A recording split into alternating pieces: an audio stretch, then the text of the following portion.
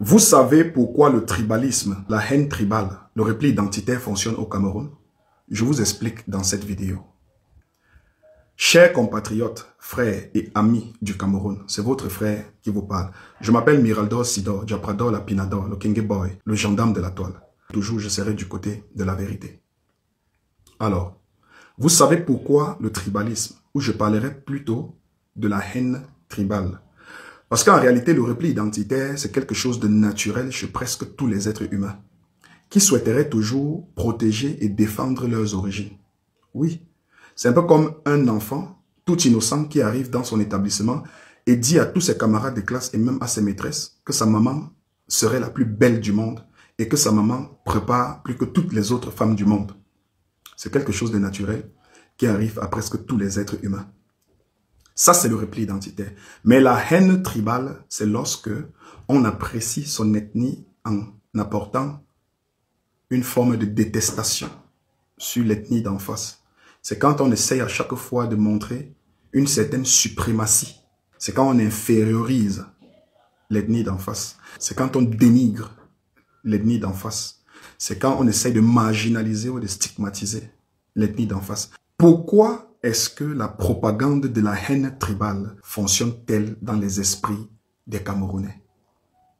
Justement parce que ce peuple qui jadis à l'époque était un peuple fort, digne, respecté, peuple qui avait des valeurs intrinsèques, incarnées dans sa structure initiale même, est devenu tout simplement une population faible, lâche et surtout frustrée.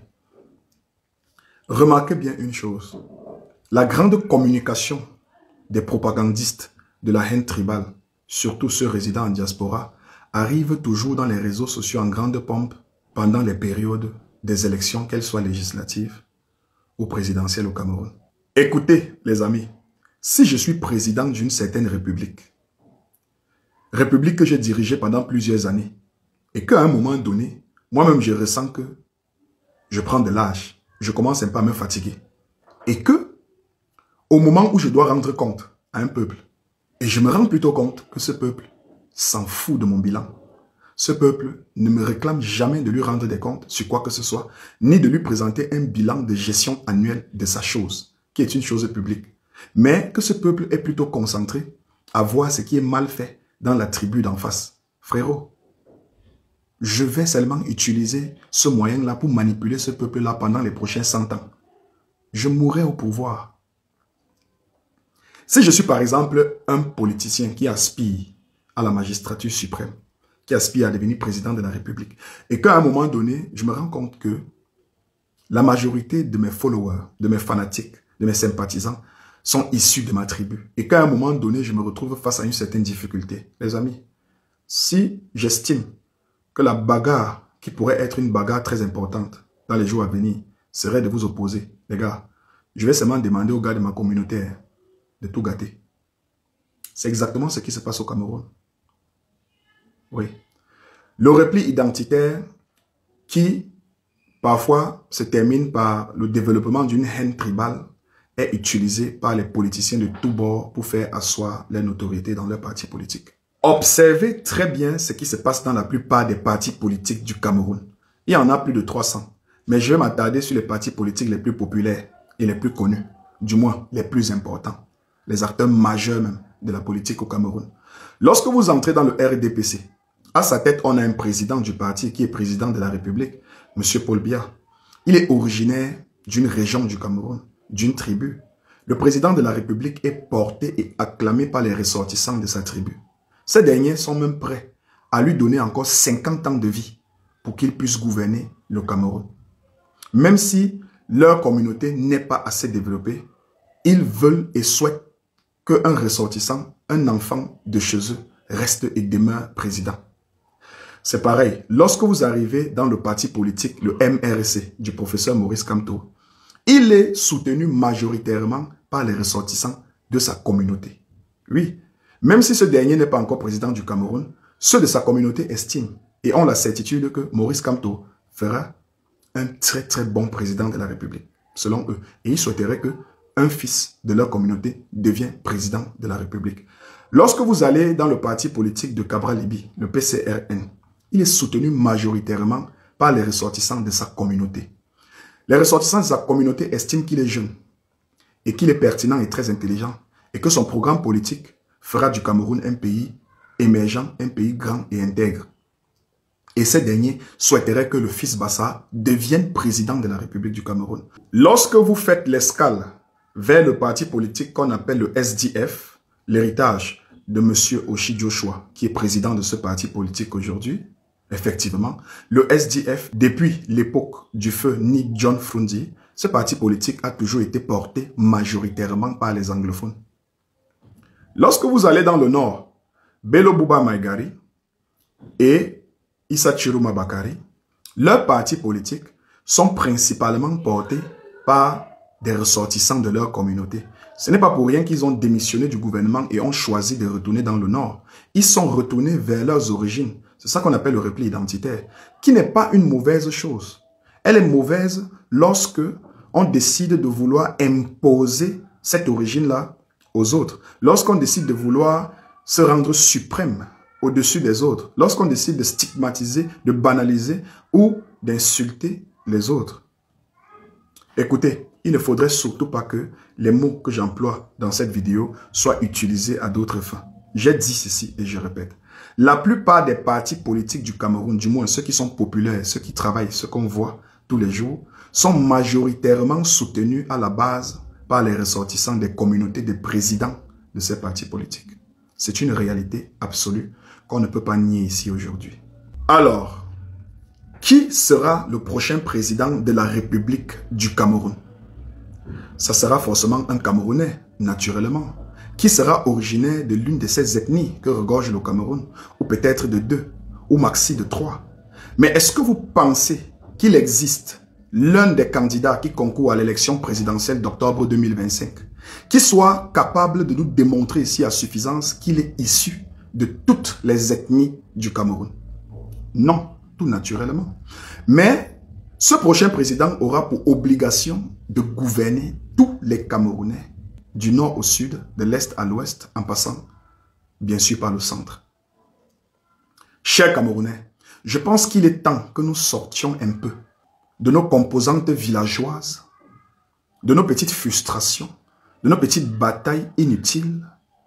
Il est très important pour nous d'arrêter d'être le carburant de certains acteurs politiques qui utilisent nos origines pour mener leur combat, soit pour atteindre la magistrature suprême, soit pour conserver le pouvoir dont ils ne sont plus légitimes depuis des années aujourd'hui. Je pense qu'en dehors de la diversité culturelle que nous avons et que nous partageons tous dans ce pays, nous avons également des mots MAUX que nous partageons au quotidien ensemble dans notre environnement sociétal. Nous avons des problèmes, des sérieux problèmes de gouvernance que nous partageons tous au quotidien. Et ceux qui ne sont pas affectés par cette malgouvernance sont effectivement ceux qui ont compris que pour nous éloigner de notre véritable responsabilité en tant que peuple, qui consiste à toujours réclamer un bilan annuel à ceux qui nous dirigent, leur poser des questions sur ce qu'ils ont fait de notre richesse, de ce que nous leur avons confié. Lorsqu'ils ont compris que nous avons refusé cette responsabilité-là, qu'on s'est éloigné davantage de cette responsabilité-là, tout ce qu'ils peuvent faire, c'est de jouir donc de cette richesse que nous ne contrôlons plus.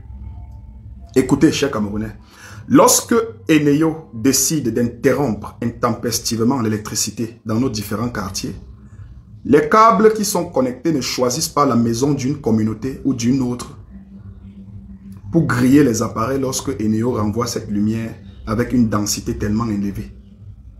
Lorsque Kamwata renvoie son eau marronifiée qui arrive dans nos robinets, qui sont bu par nos enfants, qui après tombent malades de dysenterie et de choléra, les tuyaux branchés ne choisissent pas la maison d'une tribu au détriment d'une autre pour rendre ses enfants malades. Lorsque nous empruntons des bus de transport en commun pour se déplacer d'une ville à une autre, et qu'au bout d'un moment pendant notre itinéraire, le chauffeur esquive violemment un gros nid d'Autriche ou d'éléphant, justement parce que nos routes ne sont pas éclairées, et qu'il rencontre en face de lui un gros semi-remorque transportant des sacs de ciment, un conteneur ou bien des casiers de bière, et que vous entendez bing,